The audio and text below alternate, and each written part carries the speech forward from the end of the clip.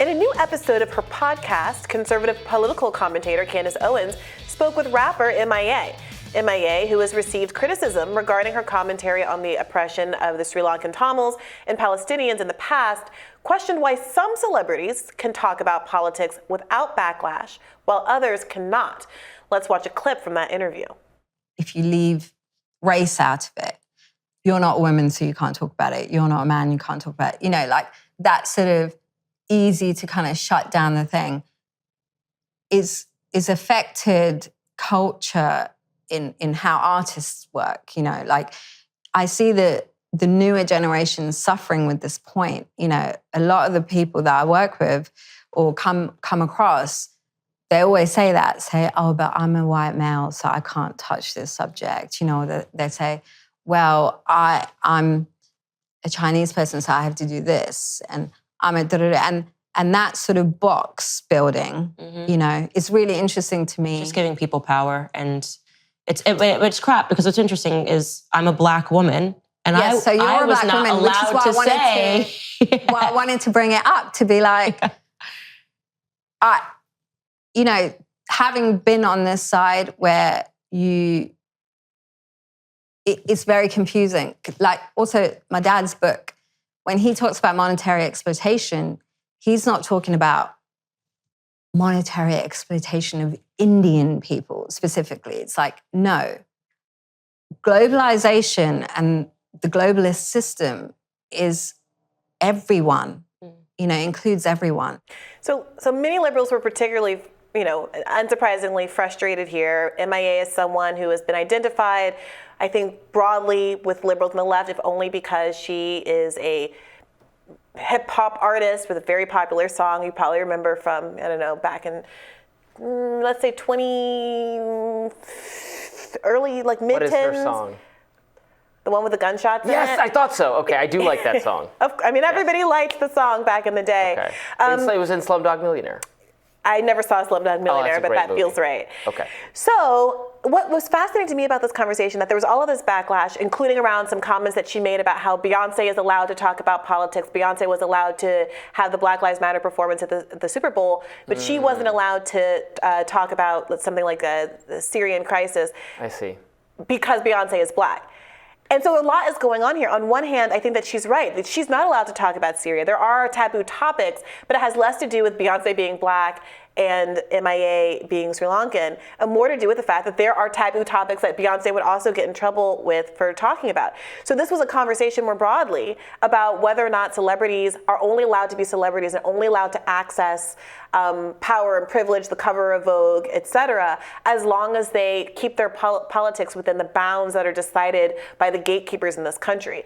And it dovetails with some of the conversations she's been having with Kanye West and others. And it's frustrating to me because there's half a point there. Like it is true that there's a lot of gatekeeping that goes on. It is curious why M.I.A. only finds Candace Owens as an outlet to talk about these substantive issues, which are progressive in nature, and which I don't think there's a lot of substantive simpatico with someone like Candace Owens. Yeah, it's hard to say exactly what's going on when certain conversations are closed off. I mean, celebrities, I think, despite you think of them as a subversive or radical or really unique in their thinking, I mean, there is an entire industry, the music industry, TV, film, et cetera, where there is a mainstream way of thinking. And within their mainstream, it's a very kind of socially, culturally, democratic, progressive kind of, not, I wouldn't say left, but you know, the line I'm drawing there between like left and cultural progressive.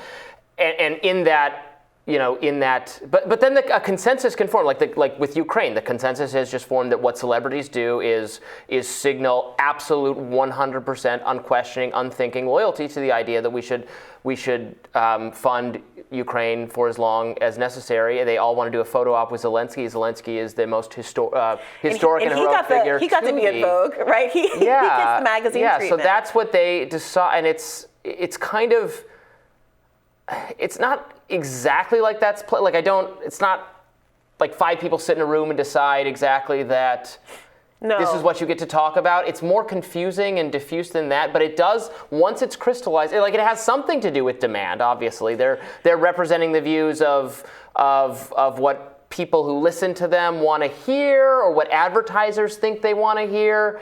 It's a very interesting system that manufactures the consensus. Yeah, to use a leftist phrase.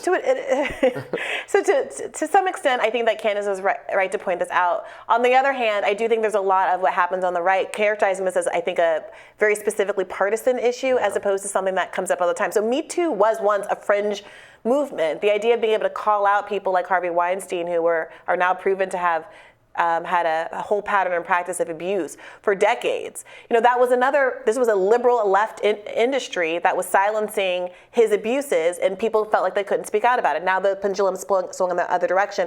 I don't think the politics of what celebrities are allowed to say, and therefore whether or not celebrities speaking politically is useful at all, is necessarily a right-left issue. I will say that it's as long as the left doesn't allow there to be some space for commentary about identity politics and some of the inconsistencies here, you will have people who are kind of, I think, left, like M.I.A, increasingly moving in a rightward direction. Well, right, and we've seen that with obviously with Joe Rogan, who's in political commentary, but Dave Chappelle, perhaps. Tulsi Gabbard. J.K. Rowling, expressing, no matter what you think about it, expressing views that would not be considered in that millions and millions and millions of people share them. And I think J.K. has taken it to a different place. I mean, Glenn Greenwald has written about this, how Martina Navratilova initially said some things that were, I think, largely based in kind of not knowing a lot, kind of generalized comments about the line. She's a notably out lesbian tennis player who said some things that were a little unknowing, got steamrolled for them, and has been pushed righter and righter in her views about trans rights and issues. I think that is something that can happen. I don't know that J.K. Rowling seemed to be a little bit more ideologically cooked than someone like Martina Navratilova, but I definitely think that that's it. Well, but the actor who played Daniel Radcliffe said exactly what you're saying right now.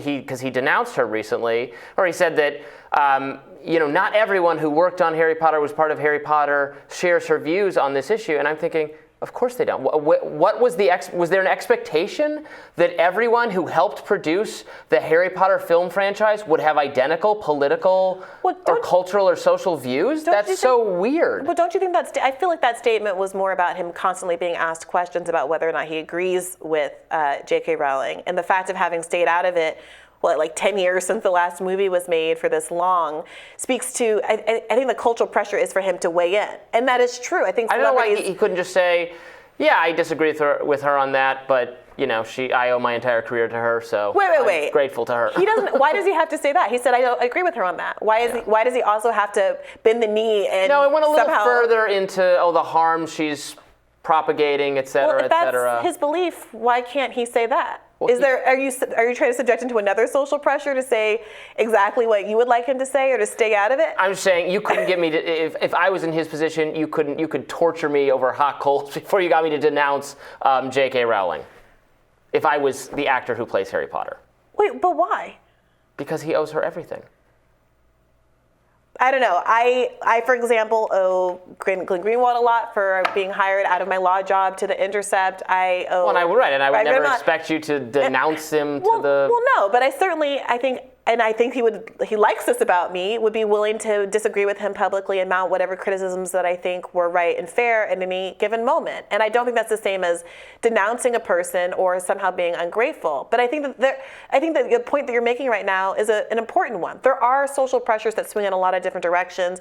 Candace Owens is also in trouble right now because with her in her own faction, because she retweeted a Max Blumenthal tweet, who is a prominent leftist, someone would say far leftist, someone who a lot of leftists don't even agree with, about some criticism of some major Zionist organizations. Candace yes-anded it, and Ben Shapiro tweeted saying, hey, I think the ADL is a partisan hack organization too, but retweeting Max Blumenthal, who spends his life covering for, quote, Jew haters and stumping for Israel's destructions, makes the conversation significantly worse. It's garbage. So the idea that the gatekeeping only exists on the left, when you have here some real fractures emerging among the kind of Daily Wire universe, I think misses the forest for the trees.